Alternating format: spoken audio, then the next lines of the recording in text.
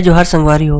अगर आप मन ला हमार वीडियो पसंद ही सोही तो वीडियो ला लाइक करो और चैनल ला सब्सक्राइब जरूर करो।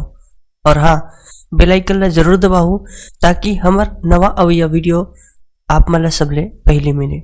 जय जोहार, जय छत्तीसगढ़।